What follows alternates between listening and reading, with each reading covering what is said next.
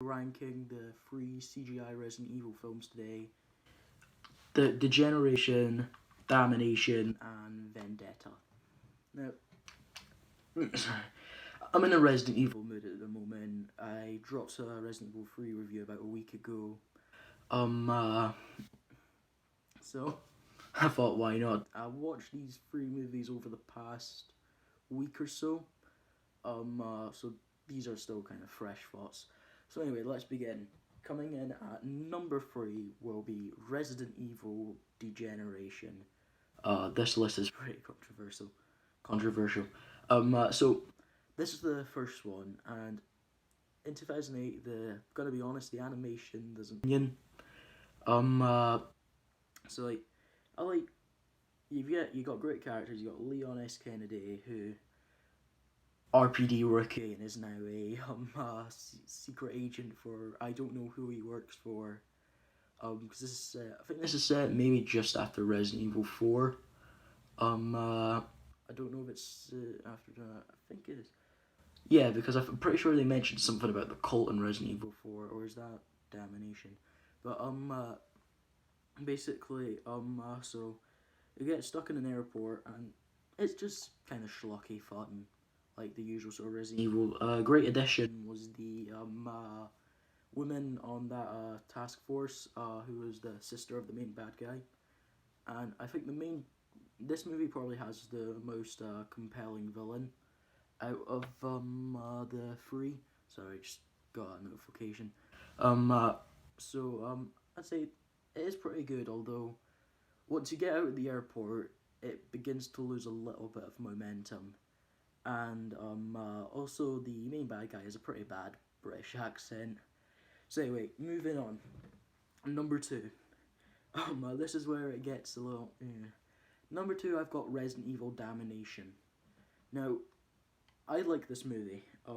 Again, it's Leon S. Kennedy is the main protagonist, and it's set in like a Russian war, and it's just a lot of fun. You've got Leon S. Kennedy and Ada Wong, and this movie it's just unbelievably ridiculous. Like the story's pretty crap, but give me Leon S. Kennedy fighting Mr. X with a guy who can control an army of lickers any day of the week.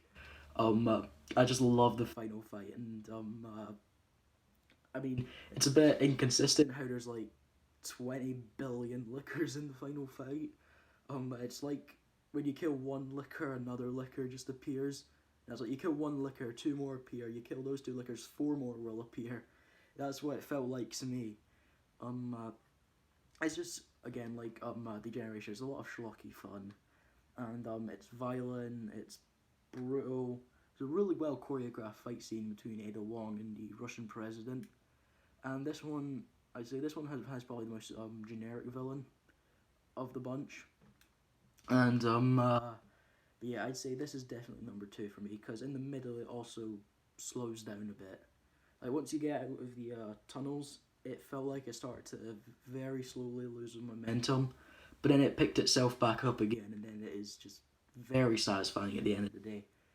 Coming in at number one, Resident Evil Vendetta.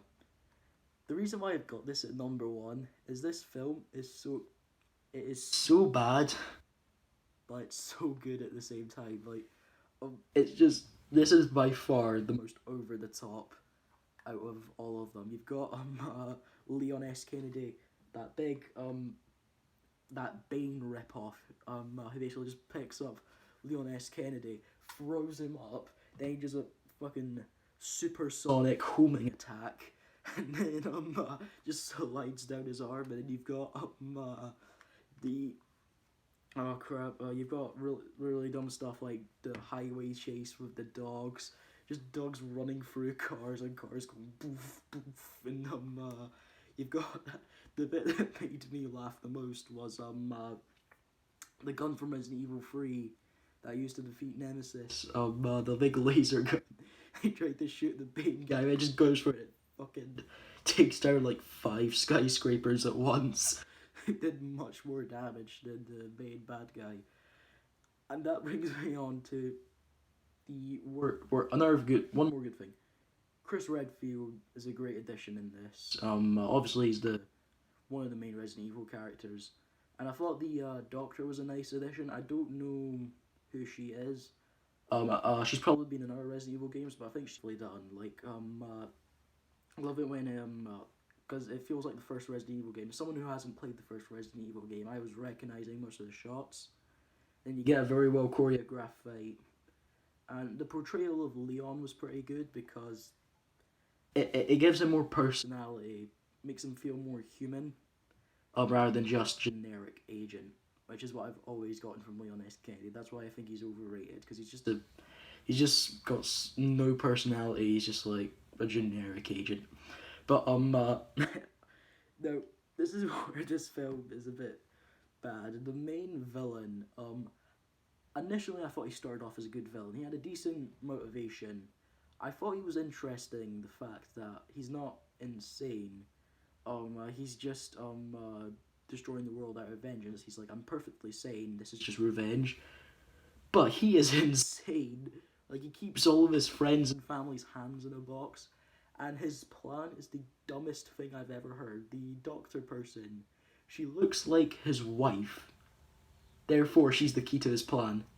They're not related or anything, she just kind of looks like his wife, therefore she's the key to his plan. Oh god, it's a wild ride, and there are fantastic action scenes, like the choreograph. Like, he has a really good fight with Chris Redfield, the main bad guy. And there's that great scene with Leon and Chris in the hallway, and they're like bang, bang, bang, bang. Like, that bit is fantastic.